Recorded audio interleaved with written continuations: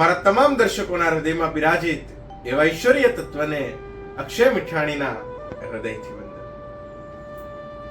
નામ સ્મરણ શું છે અને એની તાકાત શું છે એના ઉપર આજે વાત કરવી છે. એક બહુ સરસ મજાની મને ગમતી લાઈન કે રામ નામ કી ઔષધિ ખરા ખંતથી ખાય, રામ નામ કી ઔષધિ ખરા ખંતથી ખાય, અંગ પીડા વ્યાપે નહીં અને મહારોગ મટી જાય. અને બીજું પણ કીધું છે ને કે રામ કરતા રામનું નામ મોટું છે. નામ સ્મરણ કરતા રહીએ બસ. જ્યારે જ્યારે સમય મળે આપણી શ્રદ્ધા જેની સાથે જોડાયેલી હોય, કદાચ આપણે રામને માનતા હોઈએ તો શ્રી રામ જય રામ જય જય રામ, કૃષ્ણને માનતા હોય તો શ્રી કૃષ્ણ શરણમ મમ, શ્રી કૃષ્ણ શરણમ મમ, કદાચ આપણે શિવને માનતા હોઈએ તો ઓમ નમઃ શિવાય, ઓમ નમઃ શિવાય, કોઈ સંત મહાપુરુષને માનતા હોઈએ તો સીતારામ સીતારામ, પણ બસ નામ સ્મરણ શરૂ રહેવું જોઈએ. આપણું ઘડતર જ એ રીતે થયેલું છે કે આપણે નાના હોઈએ એટલે આપણને એમ કે ભગવાનનું નામ લેવું. આપણે સ્કૂલનું લેશન બાકી હોય કે કોઈક આપણે ફરિયાદ લઈને આવવાનું ને એટલે આપણે ભગવાનને પ્રાર્થના કરીએ આંખ બંધ કરીને ખોટે ખોટી, હે ભગવાન આજે આ સાહેબ ન આવે ને તો મારું લેશન પતી જાય. અને ખરેખર ક્યારેક એવું બને કે સાહેબ ન આવે, પણ ધીમે ધીમે એ શ્રદ્ધા છે એ દ્રઢ બનવી જોઈએ. એમાં એક વિશ્વાસ છે આપણો વધતો જવો હોવો જોઈએ, અને તો એ જીવનમાં ખૂબ ઉપયોગી થાય છે.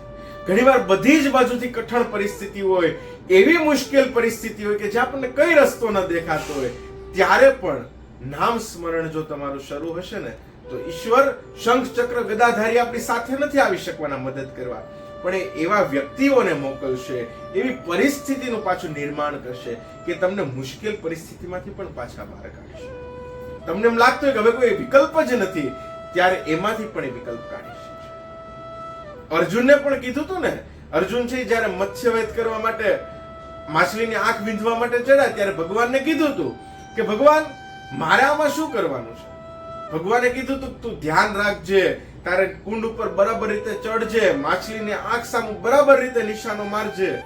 એટલે અર્જુને કીધું હતું ભગવાન આ બધું મારે કરવાનું છે, તો તમે શું કરવાના છે. ત્યારે ભગવાન કૃષ્ણે અર્જુનને કીધું હતું કે પાણી જે છે ને કુંડનું, એ તું સ્થિર નહીં કરી શકે, સ્થિર કરવાનું કામ મારું છે. એમ આપણે નામ સ્મરણ કરતા છું તો જીવનમાં તકલીફો તો આવવાની જ છે ને, તકલીફમાં લડવાનું પણ આપણે છે, પણ એ પરિસ્થિતિનું જે નિર્માણ કરવાનું છે ભગવાન આપણા માટે કરી દેશે. અને દ્રૌપદીને પણ જ્યારે ચીરહરણ થતું હતું ત્યારે દ્રૌપદી છે ભગવાન કૃષ્ણનું નામ સ્મરણ કરતા હતા, ત્યારે દ્રૌપદીએ કૃષ્ણને પૂછ્યું તો તમને ખબર હતી કે આ ચીરહરણ થવાનું છે, તો તમે મને કેમ પહેલા ન બચાવ્યા. ત્યારે કૃષ્ણ ભગવાને બહુ સરસ જવાબ આપ્યો છે કે જ્યારે કૌરવો એમ કીધું કે અમારા તરફથી મામા શકુની પાસા ફેંકશે, ત્યારે પાંડવોએ એમ કેમ ન કીધું કે અમારા તરફથી કૃષ્ણ પાસા ફેંકશે, તો હું તૈયાર જ હતો અને તો આ પરિસ્થિતિ ન થાત. બીજું કે એ પણ થઈ ગયું ત્યારે તું બધા પાસે ભરી સભામાં મદદ માટે દ્રૌપદી જાતી હતી, દાદા ભીષ્મ પાસે પણ તું જઈ આવી, છતાં તે મને નહોતો યાદ કર્યો. જો પેલા જ વેલા તે મને બોલાવી લીધો તો હું આવી જાત. તો આપણી તકલીફ એ છે કે આપણે ભગવાનને જ યાદ કરવાનું ભૂલી છે. આપણે બધા માણસ પાસે મદદ માંગી લઈએ પણ ભગવાનને નથી યાદ કરતા, અને જો એને યાદ કરી લઈએ ને તો બીજા કોઈ પાસે જવાબ પણ નથી. અને આપણે તો ગુજરાતીમાં કહેવત છે ને કે માગ્યા વગર તો માં પણ ન પીરસે. તો આ તો અખિલ બ્રહ્માંડનો માલિક છે, એની પાસે એકવાર મદદ તો માંગવી જ પડે કે હે કેશવ, હે માધવ, હે રામ, હે શિવ, હવે તો બસ તમે તારો તો થઈ શકે. આપણે કદાચ કોઈ ગુરુ મહારાજને માનતા હોય, ગારિયાધાર પાસે રૂપાવટી આશ્રમ, ને રૂપાવટી બહુ મોટા સંત પરમ પૂજ્ય શામળા બાપા થઈ ગયા, અને એના માટે મોહનદાસ બાપાએ એક લખેલી લાઈન કે નામ લેતા શામળા બાપાનું ભવ ભવના દુઃખ જાય, નામ લેતા શામળા બાપાનું ભવ ભવના દુઃખ જાય, દાસ મોહન કહે દર્શન કરતા હેતે હૈયા હરખાય. આવા સંત મહાપુરુષનું નામ લઈ લઈએ ને તો એક ભવના નહીં પણ આપણા હજારો ભવના દુઃખ છે એ માફ થઈ જતા હોય છે, ભવે ભવના દુઃખ વયા જતા હોય છે. એ નામ સ્મરણની તાકાત છે. અને આમ પણ ભગવાન કરતા, ભગવાનનું જે તપ કરતા હોય, ભગવાનનું જે નામ સ્મરણ કરતા હોય, એની જે સેવા કરતા હોય, એ સંતોનું મહત્વ તો આમ પણ વધારે છે. અને એનું ભાગવતજીમાં ઉદાહરણ છે કે ગંગાજી છે ઈ ધ્રુવને એમ કહે છે કે તું મારા કિનારે તપ કરને તો મારા પાપ ધોવાય. તમે ને હું સામાન્ય મનુષ્ય છે, ગંગામાં જઈને પાપ ધોઈ નાખીએ, પણ ગંગા એના પાપ ક્યાં ધોવે? તો કે આવા મહાપુરુષોના સાનિધ્યમાં જઈને પોતાના પાપ ધોતા હોય છે. ગંગાજીનું પાપ આવા મહાપુરુષો જ્યાં તપ કરે ત્યાં ધોવાતું હોય છે.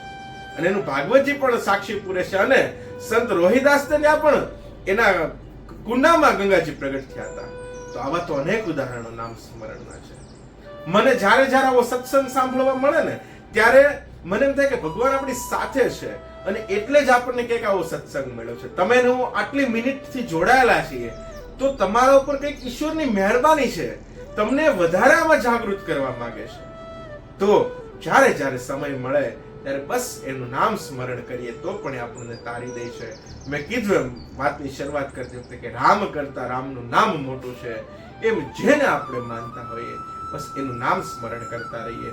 ત્યાં સુધી ટેક કેર અને ફરી પાછા વિડીયોમાં મળીશું. ત્યાં સુધી અક્ષય મીઠાણીના જય સિયારામ.